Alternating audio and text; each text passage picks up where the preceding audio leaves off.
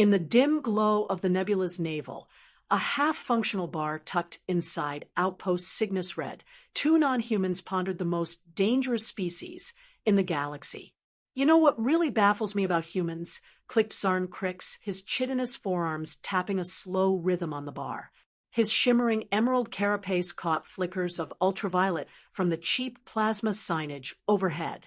Across from him, a shapeshifter named Glebe, a gelatinous entity of indeterminate color and permanent amusement, pulsed gently. Is it their habit of converting perfectly good nutrients into mind-altering toxins? Zarn chittered. No, that's just bizarre.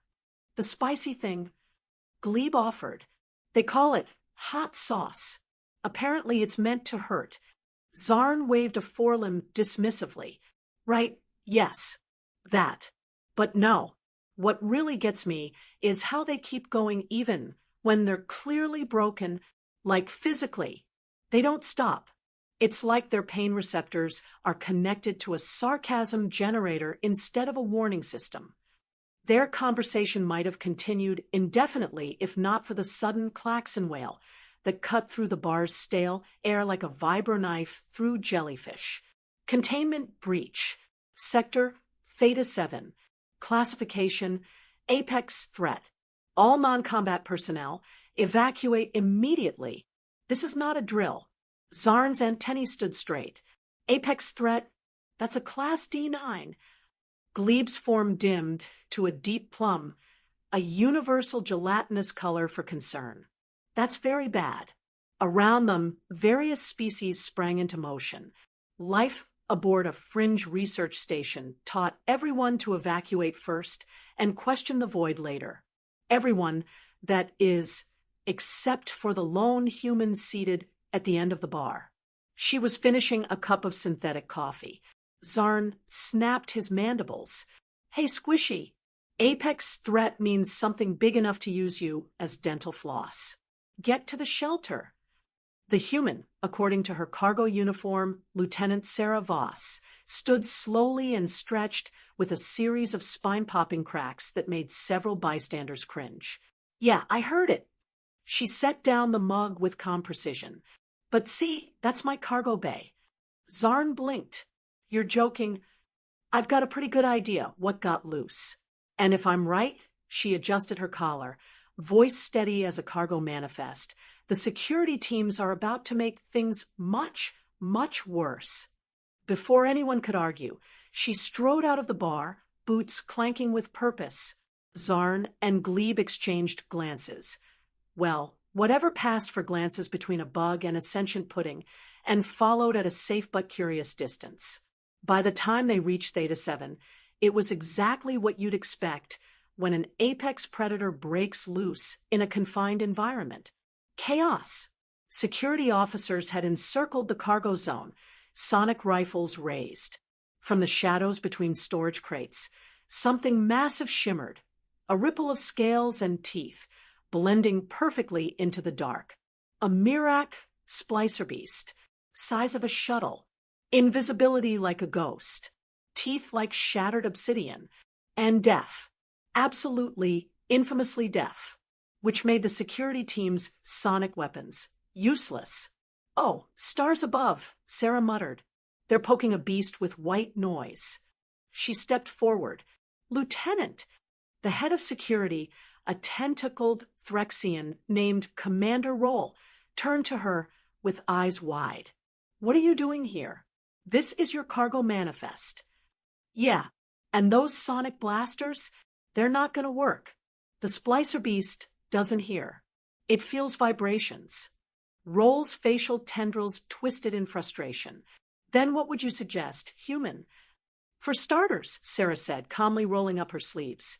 Stop stomping around like a herd of drunken grav elephants. The beast made its move.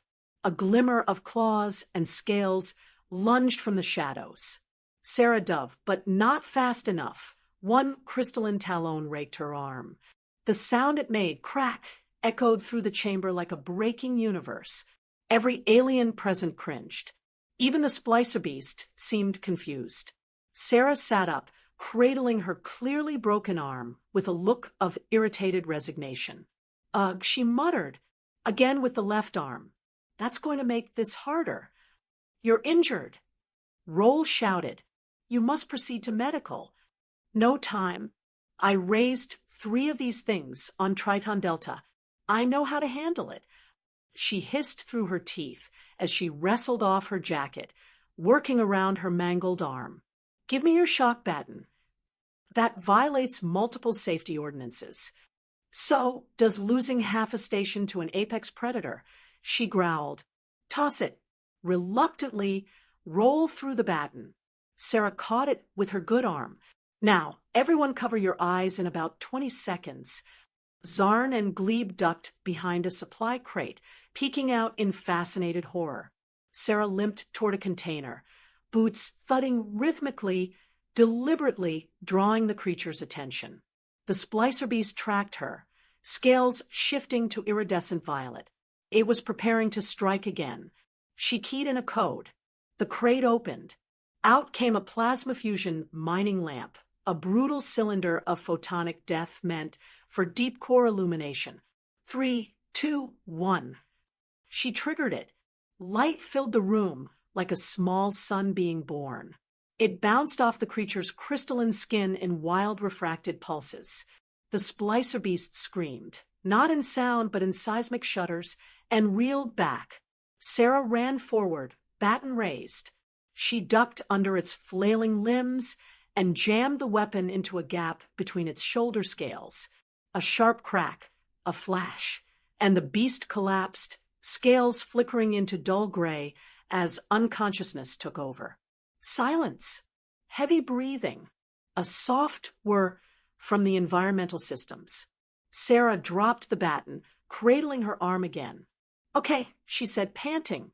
Now, I'll go to medical, but someone please put that thing back in the crate, and maybe let's add a few more warnings to the manifest. Commander Roll stepped forward, expression unreadable. Lieutenant Voss, that was simultaneously the most impressive and most horrifying thing I have ever seen. Yeah, she winced. Tuesday's She turned toward the exit. As she passed Zarn and Glebe, she gave a casual nod. If either of you are still at the bar in an hour, first round's on me. I've got stories about Splicer Beast courtship rituals that'll keep you awake for a week. Zarn watched her go, mandibles twitching.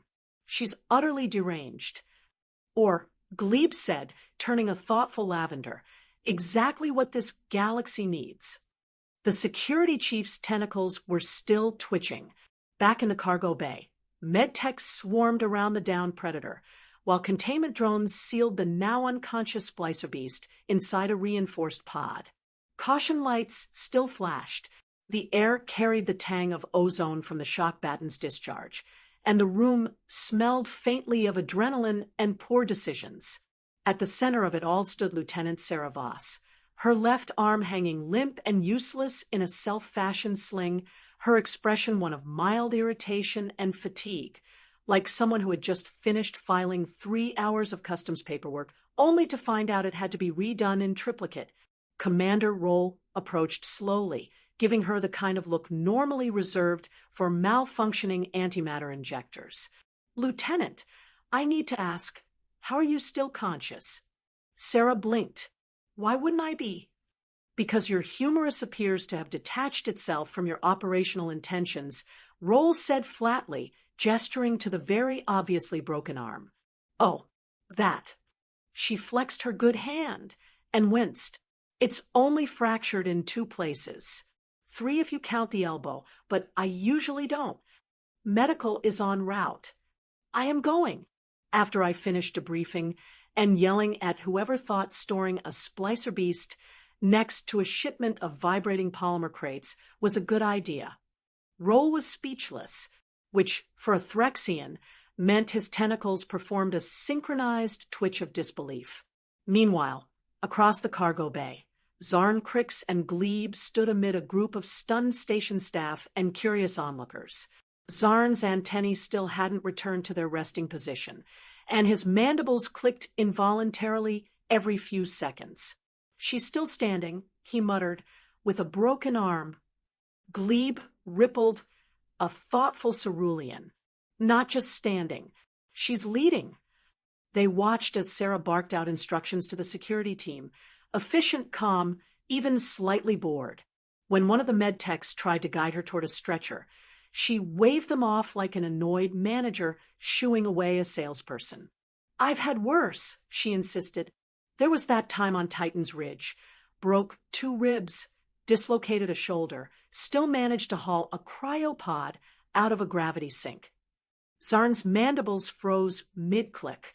That doesn't even sound survivable. Exactly, Glebe replied, a slow ripple passing across their semi-fluid surface. She's rewriting our understanding of survivability. A few minutes later, Sarah finally allowed herself to be guided toward the station's medbay, though only after ensuring the creature was locked down and the documentation for the incident had been started. She moved at a steady pace, still giving instructions even as she cradled her arm. Every species she passed stepped aside, respectfully, terrified, but respectfully. Inside the medical wing, Automed X-17, the station's overly anxious medical AI began chirping in escalating concern as it scanned her injuries. It emitted a noise that translated to something like, "Oh, stars no, not again." "You again," Sarah muttered as the scanning rig hovered over her. "How's your ulcer?" "I do not possess an ulcer," the AI replied. "But if I did, it would currently be attempting to escape my logic core." With a series of annoyed beeps and a rapid fire were the AI-initiated regenerative cast protocols. A flexible exoshell unfolded and wrapped around her arm with a soft hiss. Medical nanites began their work. Painkillers followed.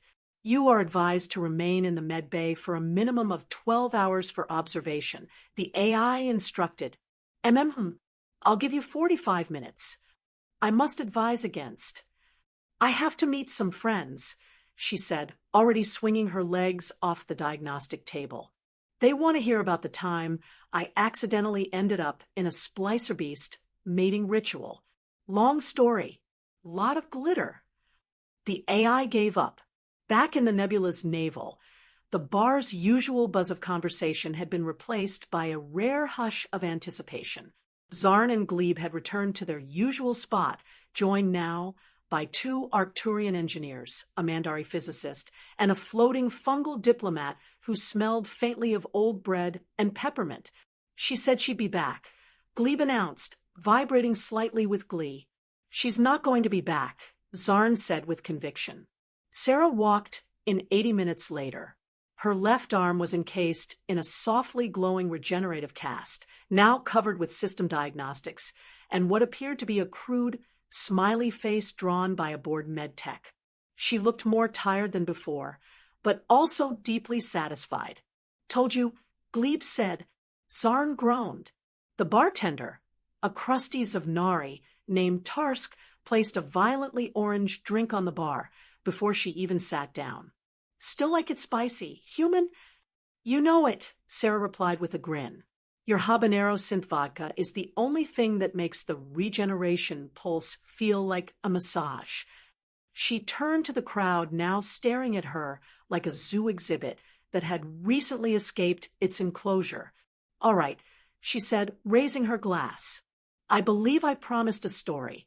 Who here wants to hear about the time I taught a juvenile splicer beast to high five?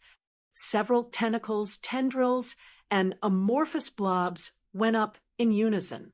And maybe," she added, "after I finish this drink, someone can explain why half the station still uses sonic weapons on a deaf species."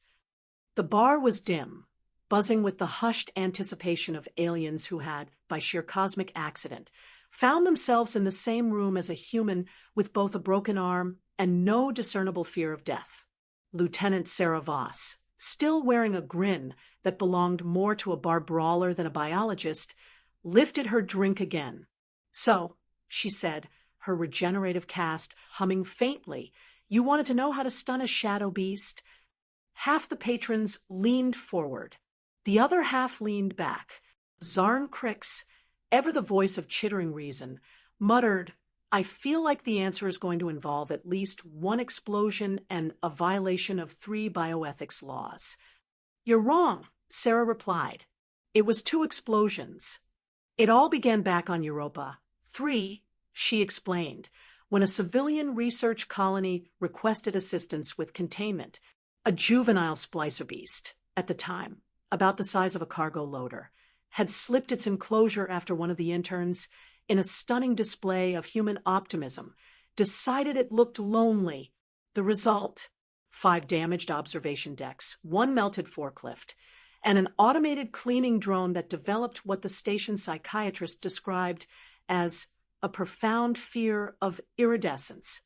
"So I show up," Sarah continued, "thinking this is just another basic recovery op. Strap the creature down, dose it with suppressants, call it a day." Glebe pulsed lavender. "It was not, in fact, a basic recovery op, was it?" "Oh no, not even close." According to Sarah, the creature had developed a behavioral anomaly. It wasn't just hiding, it was stalking, deliberately luring staff into tight quarters, testing defenses, observing security routines. It wasn't just intelligent, it was learning. And nobody thought that was a problem, one of the Arcturian engineers asked, horrified. "Oh, they thought it was a problem," Sarah said, swirling her glowing drink. "They just didn't want to file the paperwork." Her solution, of course, was to engage the creature directly. No drones, no sedatives, no sonic nets, just me, a reinforced body harness, a crate full of mining-grade photonic flares, and the worst idea I've ever had. "What was the idea?" Zarn asked, to annoy it into submission. "Silence." Glebe blinked. "Elaborate." "Gladly." The splicer beast was sensitive to light, not sound. Its crystalline scales functioned like reactive fiber optics, capable of refracting light into patterns so intense they could blind predators or signal packmates miles away. But that also meant, Sarah explained, that a targeted overload of just the right frequency could confuse it long enough for capture. Unfortunately, none of the colony's standard equipment operated at that frequency. But Sarah had a hunch, one that involved tearing apart 3 mining drones, some old plasma welders, and a pair of high-intensity inspection lights designed for asteroid core surveys. She fashioned them into a makeshift strobe array, duct-taped the whole mess to the front of a hover crate, and dubbed it the ocular blender. "That sounds illegal," muttered Dr. Churi, the Mandari xenobiologist seated beside Zarn. "Only if you document it." Sarah winked. The execution, of course, was predictably chaotic. Sarah lured the splicer beast into a maintenance tunnel lined with reflective thermal shielding. Then, at the exact moment it lunged, she triggered the ocular blender, blasting a precisely calculated strobe frequency into the creature's sensory array. The splicer beast, overwhelmed, recoiled. Its camouflage flickered wildly between colors: orange, silver, dark green, until it collapsed in what Sarah described as a dramatic display of very confused seizures. "Then I tackled it," she said, as if that were the logical next step. "You tackled it?" Zarn's mandibles opened, so wide it looked like his face might fall off. "Well, gently." It was already dazed. "What was your condition during this encounter?" Dr. Churi asked cautiously. "Oh, 3 cracked ribs, dislocated shoulder, minor concussion. But I've had worse." "Why?" Zarn finally exploded. "Why do humans do this? Why not use drones? Or call professionals? Or, I don't know, not tackle monsters?" Sarah shrugged her good shoulder. "Because sometimes the only way to understand something dangerous is to meet it up close, face to face." "That's not science," Zarn snapped. "That's madness." "Potato, potato." Across the bar, Glebe's color shifted from lilac to shimmering gold, an expression of something between awe and morbid curiosity. "You taught the splicer beast something that day, didn't you?" Glebe asked. Sarah nodded. Mutual respect. I didn't run. It remembered that. The bar was quiet again. Even Tarsk, the bartender, paused in his glass polishing to glance over. And that, Sarah concluded, finishing her drink, is how you stun a shadow beast. She stood, stretching again, this time more gingerly. Now, she added, who wants to sign my arm cast? Dozens of hands, pseudopods, and flipper-like appendages went up. The bar's lighting had dimmed to its late-cycle amber glow. Neon signs flickered above shelves of oddly shaped bottles. Drinks shimmered in impossible colors. Alien patrons gathered tighter around Lieutenant Sarah Voss, their biological forms crammed into booths, stools, and wall-clinging perches. Sarah leaned back, flexing her good arm while her cast pulsed with a soft medical hum. Her expression was the perfect mix of reckless nostalgia and restrained chaos. All right, she said, waving off a follow-up question about bite wounds. Let's start from the top. Why the hell anyone would voluntarily breed a Class D9 predator on an unstable ice moon? Dr. Churi, the Mandari xenobiologist, clicked his mandibles. Yes, that. Why? Sarah took a sip of her unnaturally orange drink. Science. Everyone groaned. Fine, she amended. Science, hubris, and a bad budget year. It started, she explained, with radiation shielding. Europa 3's research division had been running tests on new materials to absorb stellar radiation during deep space travel. Traditional alloys were failing under extreme spectrum exposure, breaking down, warping, or outright melting. That's when someone in the lab noticed something strange. Old samples of splicer beast scales, preserved in sealed cryocapsules, had survived every test. When hit with Europa's low-frequency gamma bursts, the scales didn't just resist damage. They converted the radiation into energy. Clean, efficient, self-repairing. And that, Sarah said with a raised eyebrow, is how you get budget approval for a monster zoo. But why live specimens? Glebe asked, rippling concern. Couldn't you use cadaver samples? Tried that, Sarah said. Didn't work. The scales need to be active, alive, growing. It's the crystalline matrix in flux that does the energy conversion. Zarn groaned. So instead of harvesting safe, dead scales, you decided to raise apex predators. Raise and study, she clarified. We had protocols. We had armored suits. We had. Death wishes, Zarn interjected. Sarah grinned. We called them informed risks. The breeding program was hosted deep under Europa's surface, where radiation levels were stable, and where, Sarah added cheerfully, the ice was thick enough to delay most burrowing escape attempts. They started with juveniles, hatchlings small enough to fit inside containment spheres. Cute in a nightmarish way. Large eyes, twitchy camouflage, mild interest in biting. They were weirdly affectionate, she added, especially if you hand-fed them. Several alien listeners recoiled in synchronized horror. You hand-fed them? Asked one of the Arcturian engineers, his head fronds flaring in disbelief. Only the small ones. We weren't reckless. The gelatinous glebe shifted into a trembling shade of teal. You're describing apex predator imprinting. That's bonding behavior. Exactly, Sarah said with enthusiasm. And that's how we made our biggest breakthrough. As it turned out, splicer beasts weren't just pack hunters. They were highly social with complex visual signaling behaviors. Their shimmering scales weren't just camouflage. They were a language broadcasting light-based refractive patterns like living fiber optic projectors. No one had ever documented it. Why? Because nobody got close enough, Sarah said. They were too busy using drones and safety barriers. We just turned off the barriers. You turn off the barriers? Churi gasped. Well, she added sheepishly, we reduced them, strategically. The bar fell into a stunned silence. Even the bartender, Tarsk, who had seen humans turn neutron bombs into disco balls, stopped scrubbing a glass. You treated wild splicer beasts like pets. Zarn muttered. Not pets, Sarah corrected. More like misunderstood co-workers who occasionally tried to maul you. That's not better. Zarn yelped. She paused to sip her drink. Here's the part that really sold the science board. She continued. Once we figured out their language, light pulses, chromatic sequences, shimmering wavefronts, we started communicating. Basic signals at first, then symbols, then short routines. Wait, Glebe said slowly. You talked to them? Sarah nodded.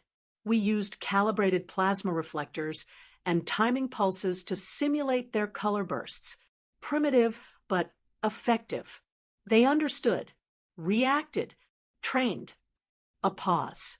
You taught them commands? Dr. Churi asked in disbelief. Not just commands.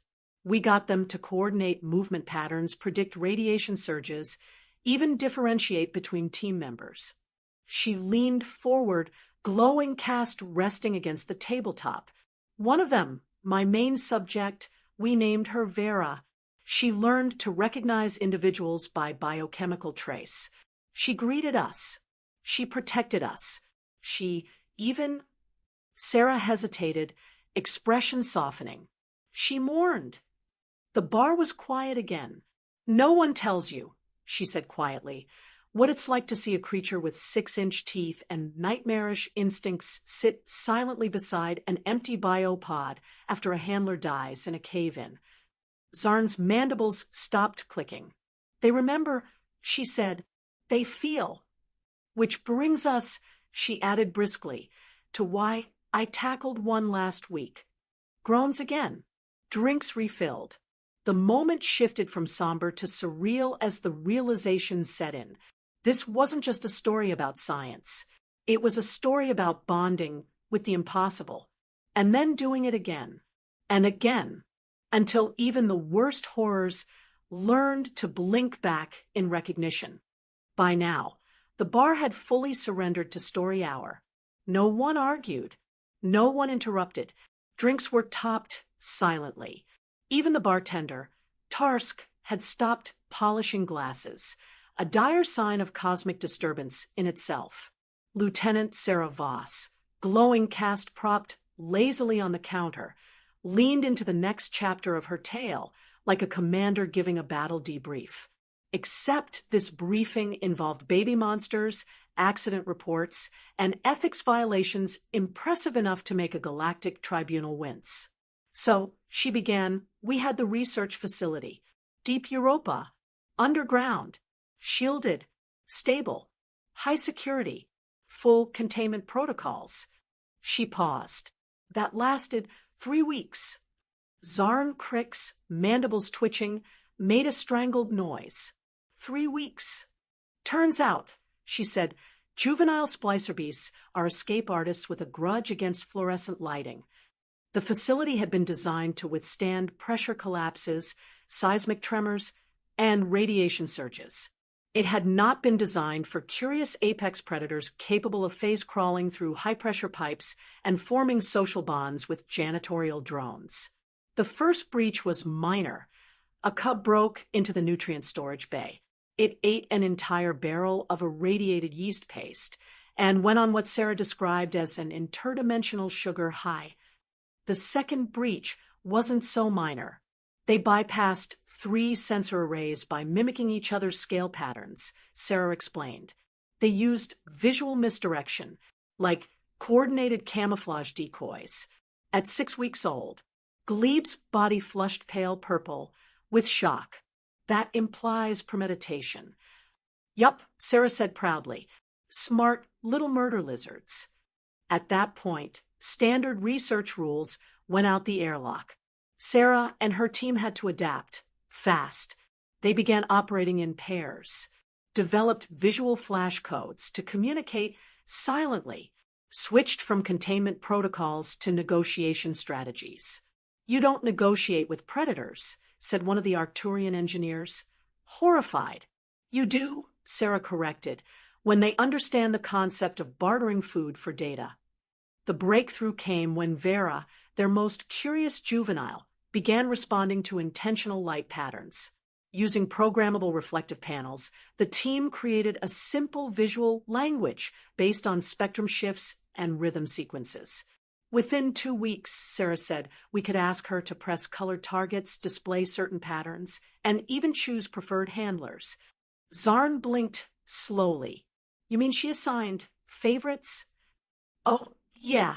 And if she didn't like you, Sarah chuckled, your boots melted, or your bunk got peed on. I had to trade snacks to stay in her good graces. But not everyone was thrilled. The Ethics Oversight Board was predictably apoplectic. You broke over a dozen interspecies interaction codes. Dr. Churi declared, voice cracking. You exposed yourself to high-risk specimens without armor. Sarah shrugged. We tried armor. They interpreted it as aggression, or worse, weakness. The board demanded reports, hazard analysis, neural scans, even psychological evaluations. One even asked, why didn't you just euthanize the subjects and study the corpses? Sarah's response was instant, because you don't euthanize something that can speak to you in light. You don't silence a species just because it's inconvenient. You learn. There was silence in the bar. Then Glebe's gelatinous form shimmered golden in admiration. You risked everything, just for the chance to understand something terrifying. I didn't risk everything, Sarah said softly. I just ignored people who thought fear was a good enough reason to stop asking questions. And the board? Zarn asked. Sarah smirked. They sanctioned me, suspended my lab license, and sent me a lovely plaque that read, voluntarily non-compliant with safe research practices. I mounted it on the door of our containment chamber. She drained the rest of her drink and continued. Eventually, the data spoke louder than the violations. Our shielding prototypes outperformed every known radiation defense model by a factor of 6. The language matrix we developed is now used in 5 xenolinguistic programs. And Sarah looked toward the ceiling as if recalling something both tender and tragic. She saved my life. Twice. What happened to her? Glebe asked quietly. Sarah hesitated. She got too big, too smart. The board wanted to relocate her to a maximum security facility. And I released her. The collective gasp nearly collapsed the booth. You what? Zarn's antennae folded like an origami panic response. She was sentient, intelligent, aware. I wasn't going to let her rot in a cage. I led her out through a geothermal fissure tunnel deep into the subice wilds. You let an apex predator go. I let a person go. Tarsk quietly placed another drink in front of her, no charge. For a long moment, the bar was silent again. And then Sarah, who had done the unthinkable not for glory but for understanding, tapped her cast with a faint smile. Worth it. By now, most of the bar had stopped pretending they weren't eavesdropping. Even the gelatinous beings had adjusted their shape for better acoustics, and a trio of cybernetic krill folk in the corner abandoned their game of plasma dice to lean in closer. Lieutenant Sarah Voss nursed her second drink slowly. The soft green glow of her regenerative cast pulsed faintly as she traced the rim of her glass. She looked exhausted but wired, like someone telling war stories with one foot still in the battlefield. Here's the thing nobody understands about predators, she said. Finally, they don't respect safety protocols. They respect dominance. A long pause. Zarn Crix made a noise that could only be described as a choking exoskeletal wheeze. You're saying the splicer beasts respected you more when you risked your life? Oh, they hated the safety suits, Sarah said with a small laugh. Too bulky. No scent. No eye contact. They read it as weakness. Cowardice. Dr. Churi, the Mandari scientist, shivered visibly. That's insane. That's evolutionary psychology, Sarah corrected. To gain their trust, we had to show pain tolerance, confidence, physical presence. Glebe's form rippled in horrified fascination. You trained predators by being physically vulnerable. We weren't reckless, she added. We just had to adapt. Reduce armor plating. Expose skin. Mimic body language. You exposed skin? Zarn squawked. Around razor-clawed, fanged, class, D9 anomalies? Sarah tilted her head. They didn't go for the kill. They went for the challenge. It was a test, and we passed. The crowd leaned closer. Sarah's voice grew quieter. Vera was the first to challenge me directly. We were in the observation chamber, 8 inches of titanium glass between us. But she didn't attack it. She mirrored me. Mirrored? Glebe asked. I tapped my fingers on the panel. She tapped her claws. I raised a hand. She raised a forelimb. Then she leaned forward and flared her scales into a brilliant blue-black display.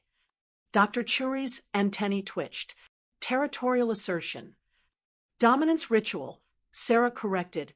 And what did you do? Sarah leaned forward, lowering her voice. I took off my helmet. Dead silence. Zarn looked like he might faint. She growled, Sarah continued. I didn't flinch. She stepped closer. So did I. Then I exposed my neck briefly. That's a death invitation, Churi whispered. Not to her. It was submission without fear. I wasn't groveling. I was proving I understood the rules. And she accepted that. Glebe asked.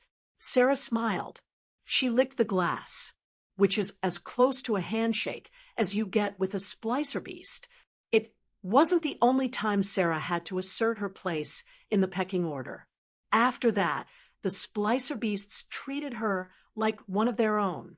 She could enter juvenile pens without being attacked. They'd respond to her commands, mimic her movements. And once, one even brought her a glimmering chunk of cave crystal like a dog returning a chew toy. It meant I had to bleed sometimes, she admitted, but that's how you teach a creature that strength isn't just muscle. It's composure under pressure. Confidence. Presence. And pain, Zarn muttered.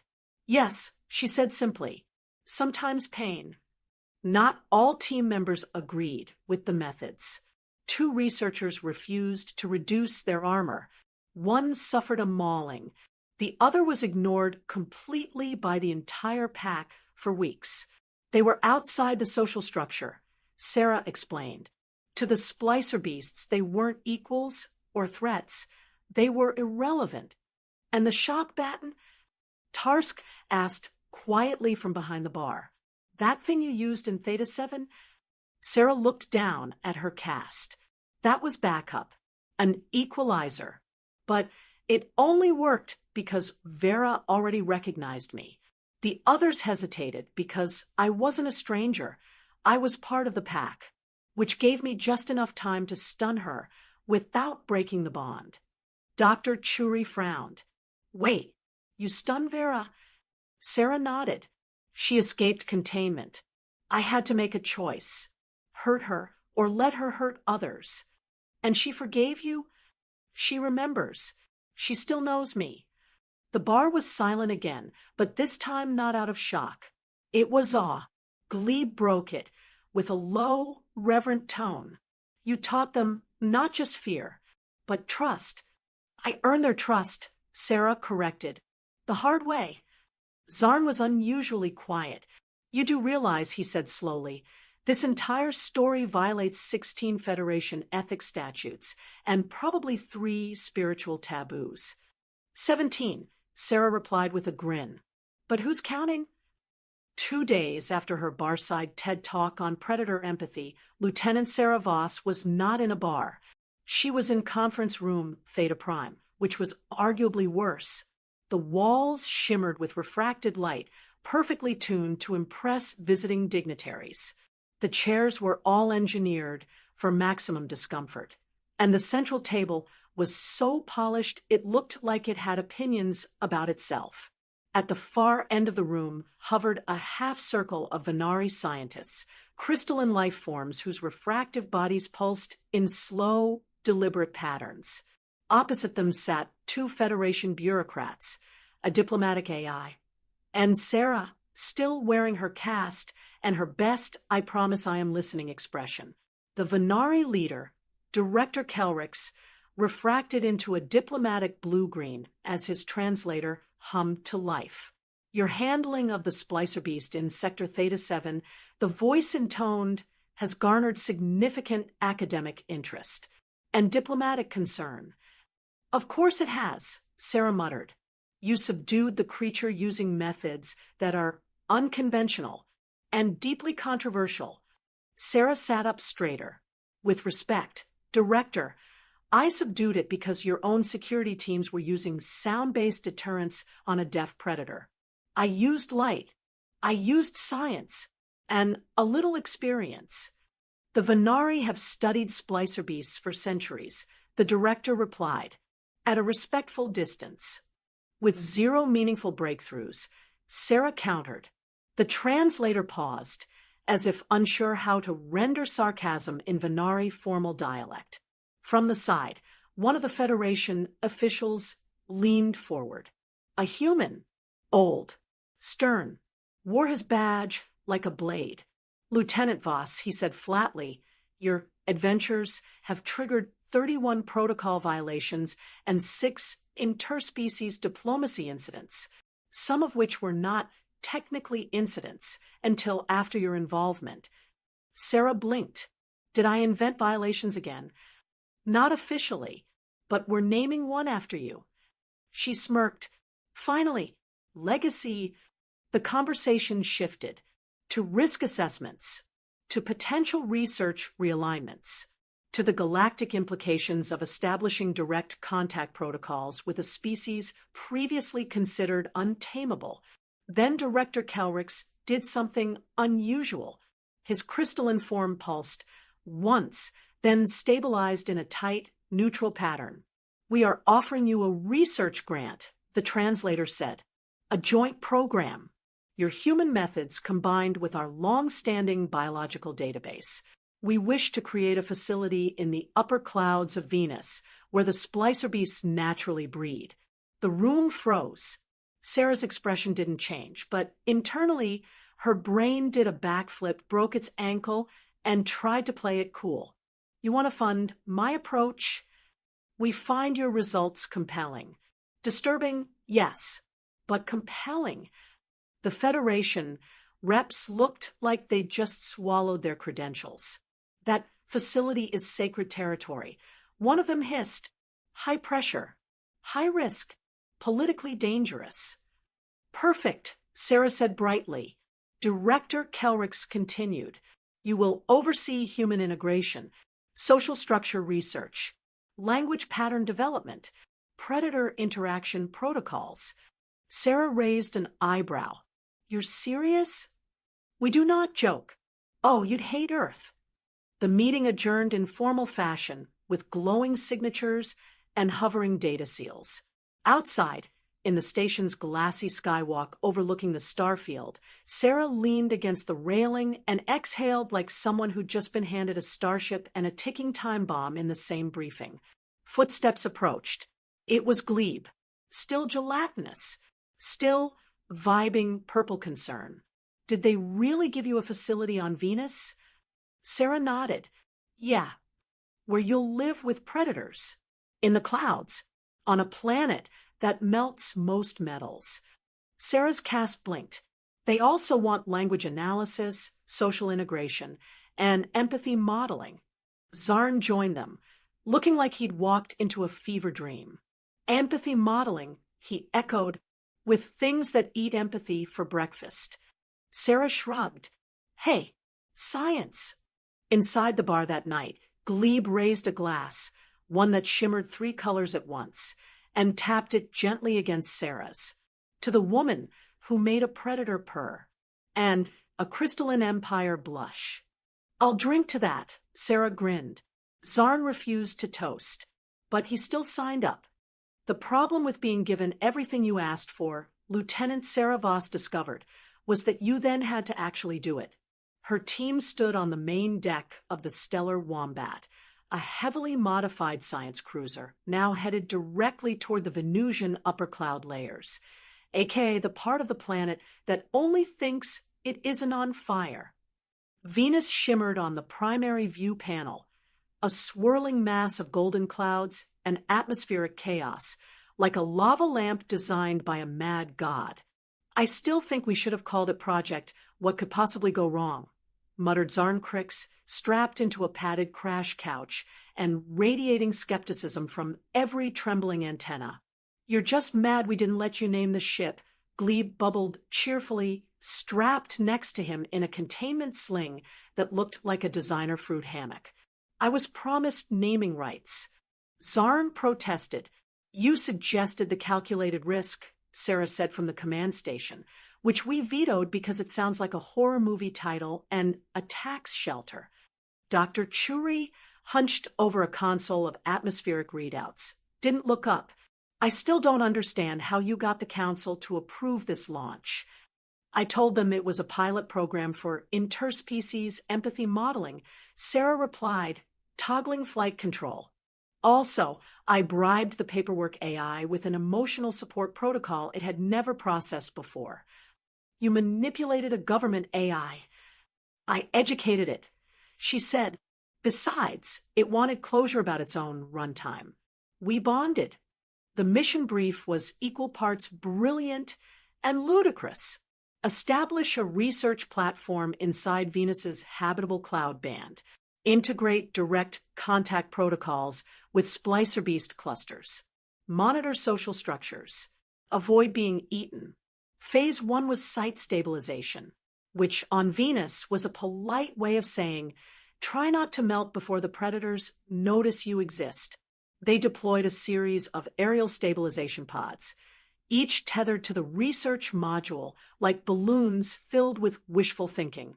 The facility hovered 55 kilometers above the surface, held aloft by repulsor bladders and reinforced with heat-resistant alloys blessed by at least 3 engineers and 1 mildly inebriated cultist.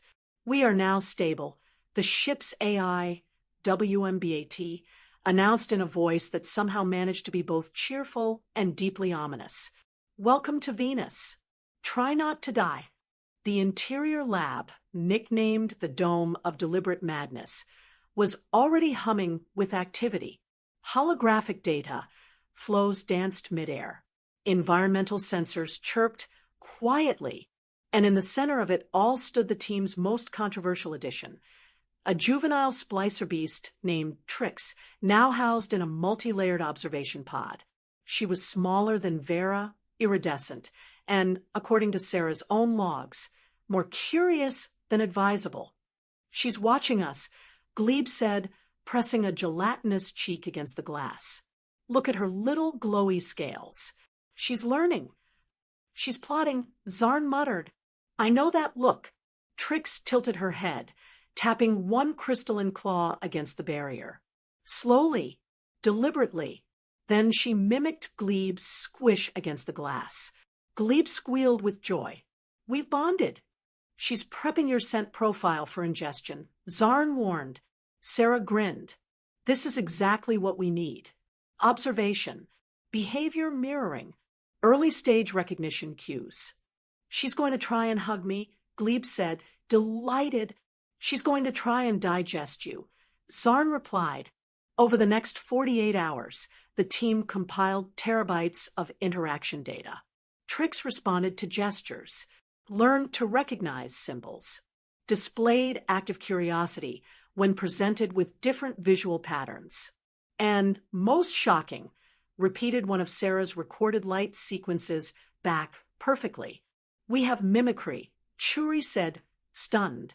Intentional, non-random. That's language acquisition. Sarah stared at the playback. We're going to be famous. We're going to be dead. Zarn added. Famous and dead. WMBT chimed in. Statistically, those outcomes are not mutually exclusive. Late that night, Sarah stood alone in the observation chamber, watching Trix.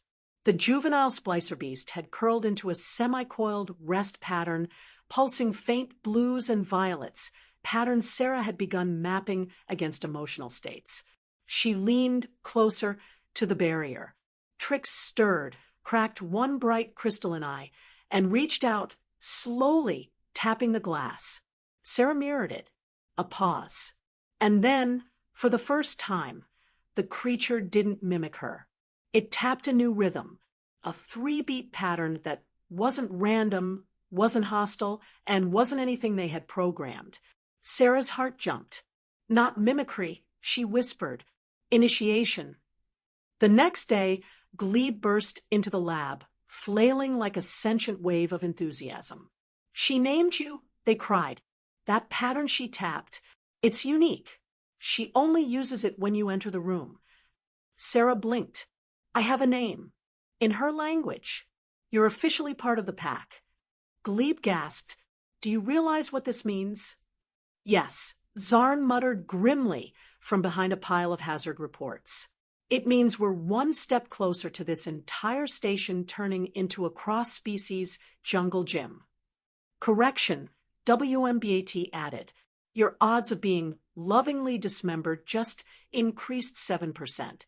Sarah smiled, cast still glowing, as she stared at the monitor. This was science. This was madness. This was home.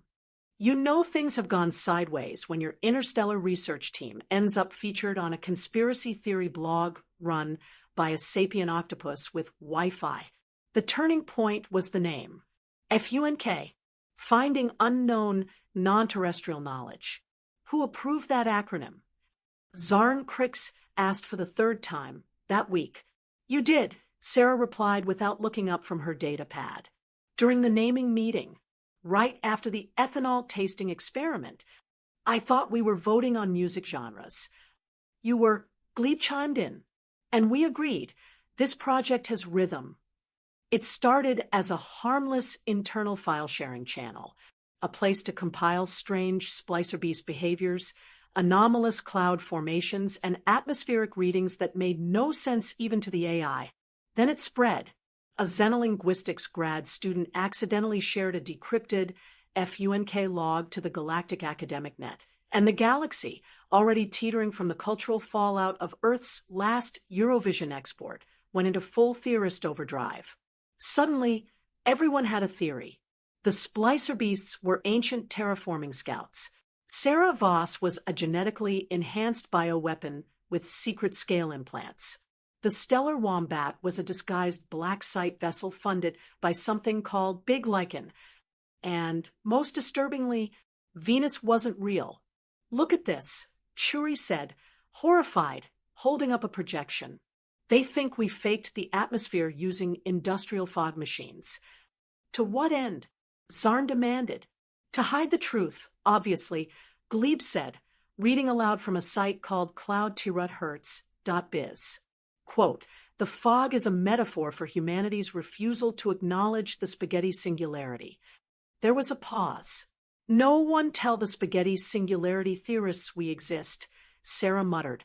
They've already doxed the Mars colony twice. The Galactic Council responded by attempting to issue an official clarification. Venus is real. The research is real. The predators are real. Please stop emailing us about vibe frequencies. This, of course, backfired spectacularly. A week later, a delegation of crystalline philosophers showed up at the station uninvited, demanding to study the aura anomalies generated by your broken arm. Sarah politely explained the cast was not a mystical artifact, but a medical device. They asked if it could still be worshipped. Things escalated when a popular alien influencer named Blorpstar X 5 featured FUNK in a viral React video titled, I Dated a Predator Wrangler, and Survived. In it, they claimed Sarah once saved them from a pack of roaming shadow beasts using only a plasma lamp, a crayon drawing, and a song from something called High School Musical. Sarah immediately denied the claim. Well, except the crayon part, she admitted, that actually happened. Glebe began compiling the conspiracy traffic into a single meta-document titled, "Why the Galaxy Thinks We're Lying and Also That We Control Gravity." It was accidentally published during a server maintenance glitch. It trended for 12 hours straight. Zarn nearly lost a mandible. In the middle of this chaos, Trix, now nearly adolescent and disturbingly clever, began tapping out complex patterns on her enclosure wall. Glebe, translating, gasped. "She's asking about the spaghetti singularity." Sarah froze. "How does she know?" Blorpstar mentioned it in a video.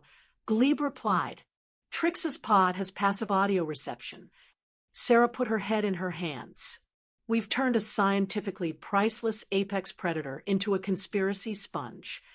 "She just wants answers," Glebe said solemnly. "Don't we all?" Meanwhile, the council attempted another PR campaign, this time emphasizing facts. Yes, the research was real. No, the team was not secretly human supremacists. Yes, the facility floated in Venus clouds. No, they had not discovered crystal telepathy. A minor footnote at the bottom read, "This statement has not been approved by the Chronotruth movement or the cult of the fractured Fong." Zarn took one look and announced, "We're moving into cultural mythos now. It's too late. We've gone full Messiah science." Sarah leaned against the observation window, sipping her drink, watching Trix trace mathematical spirals in the glass. "Fine," she said. "Let's give them something real to freak out about." The station had never been so quiet. No alarms. No speculation. No memes on the wall. Even the WMBAT AI had stopped piping in with passive-aggressive reminders to refill hydration packs. Lieutenant Sarah Voss stood inside the reinforced observation dome, cast humming faintly as it completed the last hour of nanite regeneration. Outside the dome's transparent shielding, Venus boiled and breathed like a sleeping titan, storm bands spiraling in slow, chaotic beauty. On the other side of the glass, standing tall and still and terrifying, was Vera, the splicer beast. Her splicer beast. Full-grown now, nearly shuttle-sized, her crystalline spines shimmered in 1,000 subtle fractal hues. The air around her refracted in strange, soft distortions. She didn't pace. She didn't roar. She simply waited, watching. Sarah's breath misted against the glass. "She remembers you," said Glebe quietly, there formed now a calm, ocean blue ripple beside her.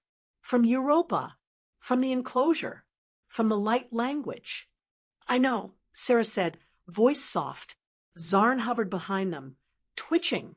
"This is still a very bad idea. We scanned her. She's not aggressive." Churi interjected from a nearby terminal. "She could have broken out 2 days ago. She's not trapped here. She chose to return." "To her, this isn't a prison," Sarah said. "It's a reunion." The protocol was clear. If Vera showed signs of escalation, the shielding would engage, the atmosphere would be vented, and the observation dome would collapse into a containment fold. But Sarah hadn't spent years learning predator behavior to fall back on walls. She tapped the override panel and stepped through. No barrier, just thick humid air. And the creature that could end her life in a blink. Vera tilted her head. The crystals along her sides dimmed slightly, less war beast, more recognition. Sarah moved slowly, hands open, heart loud. "Hey girl," she whispered. "Been a while."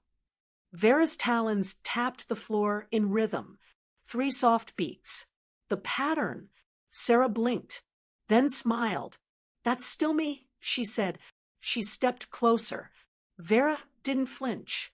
From behind the shielded glass, the rest of the team watched with every organ clenched. Zarn had stopped clicking. Churi had stopped breathing. Even WMBAT muted itself. Sarah raised her hand. Vera mirrored her. Their palms, or what passed for them, met the air between them. No contact, just shared space. The unspoken language of light and proximity and memory. And then Vera did something none of them expected. She crouched, lowered her gaze. Not submission, not fear, respect. Tears welled in Sarah's eyes. "You came back," she whispered, "all this time, and you still remember the hand that fed you." Vera's scales glimmered in a soft wave of warm color spreading up her spine and across the chamber like a visual echo of emotion. A whisper in light. And then, gently, impossibly, she tapped the floor again. Once, twice, 3 times, 4. A new pattern. Sarah gasped. "She's giving me a name." Glebe shrieked with joy. "You're part of her clan. She's claiming you." "That's not how any of this is supposed to work," Zarn muttered, half in awe, half in disbelief. Sarah didn't care. She tapped the floor back. Same rhythm, same beat. "I remember you, too." The footage went viral within minutes, first on scientific channels, then diplomatic ones, then every conspiracy board and culture sphere the galaxy had to offer. A predator had returned, not to attack, but to remember, to reconnect, to offer trust. And in that moment, one fractured corner of the galaxy believed, just for a little while, that perhaps not all apex instincts were to be feared, that maybe intelligence and empathy could coexist in teeth and claws. Later, as the team gathered around the bar, cast off, mission validated, and funding doubled, Glebe raised a toast with a glass of something neon and possibly illegal. To the first human in history adopted by a monster. To the first monster in history to offer friendship. Shuri added, to the rest of us, Zarn sighed, who now have to rewrite the entire handbook. They clinked glasses. And outside the research platform, floating among the clouds of a violent planet, a splicer beast hovered in the dusk, watching, waiting, guarding.